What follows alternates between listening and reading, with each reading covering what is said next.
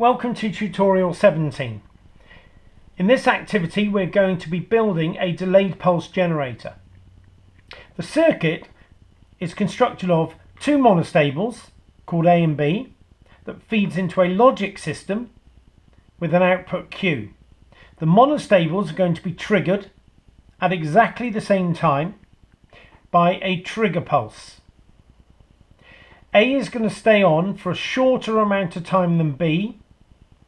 When A goes off, the output Q is going to go high, and when B goes off, the output Q is going to go low. So we have this little delayed output pulse here. Let's remind ourselves quickly about monostables. We did them a couple of tutorials ago. So here we have our monostable. We have a trigger switch, so when we press the switch, the input to pin 2 goes low, and we have an output pulse that stays high for a certain amount of time, and that is determined by the formula 1.1 times R times C. If we look at our results from that monostable activity, we can see that 1.1 times R times C, when R was 100 k ohms and C was 220 microfarads, that gave us a pulse length of about 24.2. When we built it, actually it was 28.31, but let's not worry about that now. Now in this activity, it is suggested that A, the shorter one, should have a pulse length of about 20 seconds and B about 25 seconds. So let's do that calculation first.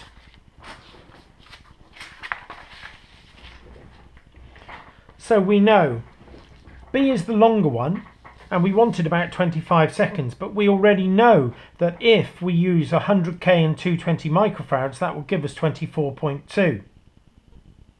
So in other words, 1.1 times R times C is 1.1 times 100 k times 220 microfarads, which equals 1.1 times 100 exponent 3 times 220 exponent minus 6 equals 24.2.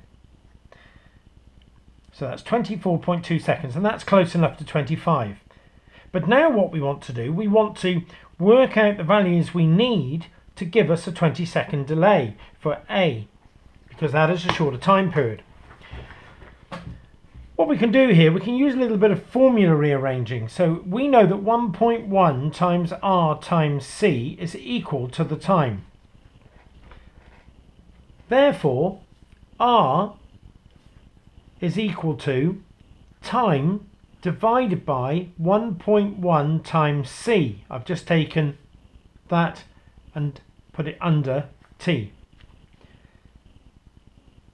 If we give C a value, so let's say we're going to work out R here, and we know that the time we need is 20 seconds, and we know 1.1 times C, and I'm going to give this a value of 100 microfarads. Only because I know that it lies somewhere between this value and this value, and C was 100 to 220.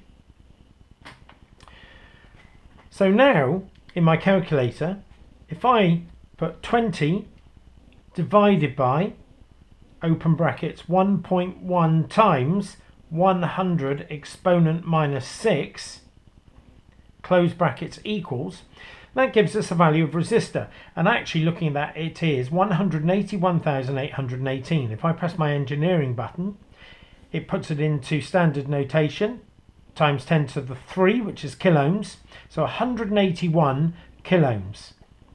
So we know that we can use R equal to 181 k to give us a 20-second delay.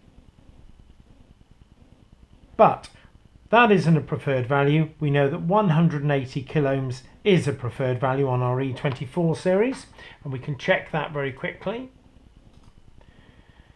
So looking here, 180k is a preferred value. So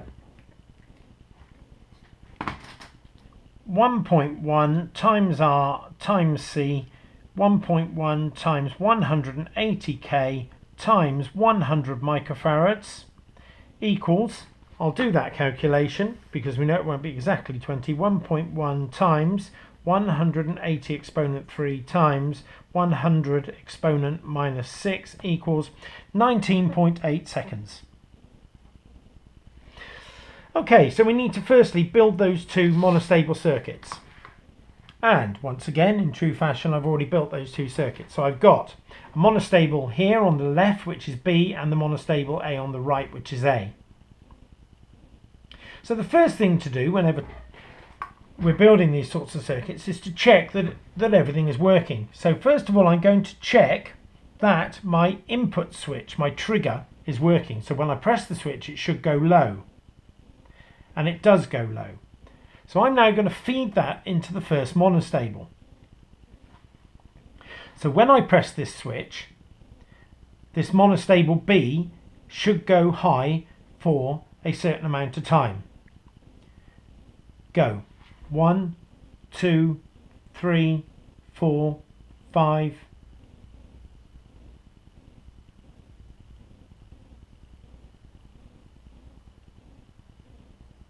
15, 16, 17, 18, 19, 20, 21, 22.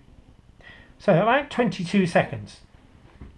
Next, let's feed that trigger into the second monostable.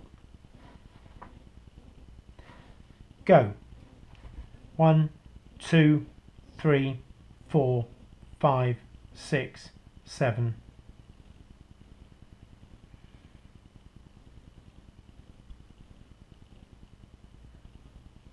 17, 18, 19, 20. Okay, so we have two monostables there. We can see they both work and we need to trigger them at exactly the same time. So looking at our monostable diagram from before, this trigger switch, which goes to pin 2, needs to go to both the pin 2s of the monostable. So I am going to just join them straight up. And now when I press the switch, we should see them both come on. And then A, which has a shorter pulse length than B, should go off first. And the important thing here is that there is a time difference between the two, not so much the length of those pulses. A has gone off and B has gone off. Good. Now, let's look at our logic system. So we now know, if we look at our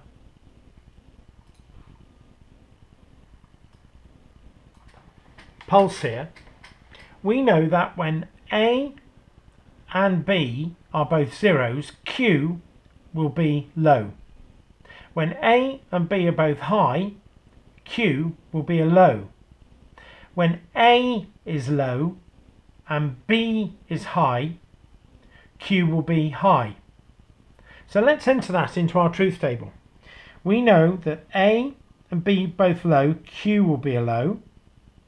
We know that when they were both high, Q will also be a low. And we know that when A went low and B remained high, Q will be a high. Now that leaves us with this one state here where A is high and B is low. And if we look on our timing diagram where A is high and B is low, that situation doesn't occur. Therefore, what we can say is once again that that is a unused state or a don't care state. So I could therefore give it a value of 0 or 1. I'm actually going to give it a value of 0. Therefore, I'm only working with 1, 1 in this circuit. And when does that 1 occur? That 1 occurs when A is low and B is high. Or to say it more logically, when we have not A and B. So going back to our logic design, which we've done in the past, obviously if this is A, this at the output of that NOT gate is not A. So we want not A and B. And that can go to Q. But we've got two different logic gates here, and as we've already found out in the previous digital tutorials, we can combine logic gates. NAND gates can be used as equivalent circuits. So now I've got A and B, and I'm going to draw in my NOT gate here, which if you remember was the tied input of a NAND gate. And then I've got an AND gate, which is not a NAND gate. So there is my NAND gate, knotted.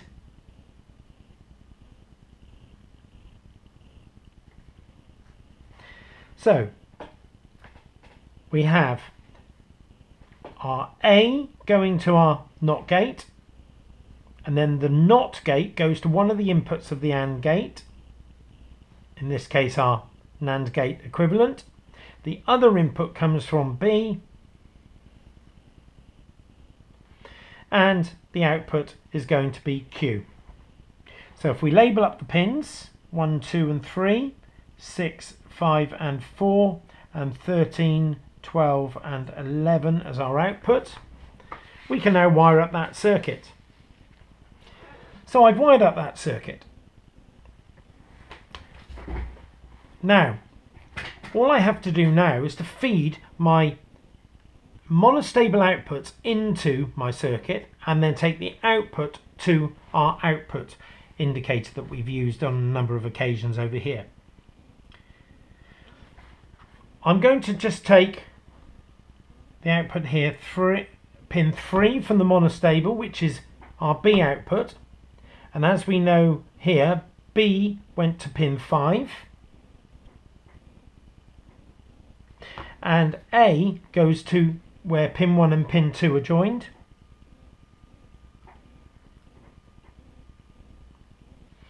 And our output is coming from pin 11 to our indicator.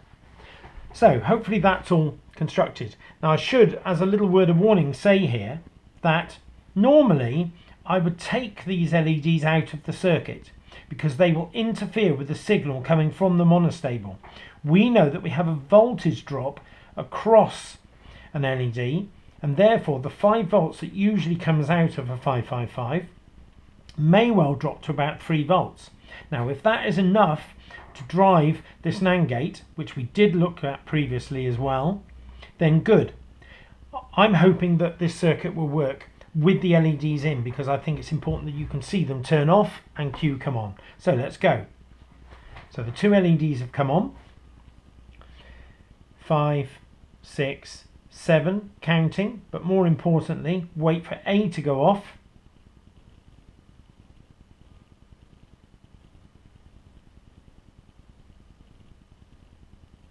Q comes on, B go off, and Q goes off. So we had our little delayed pulse. Do that one more time. I'm going to cover that up this time, and we're going to wait. So we're waiting a delayed pulse generator.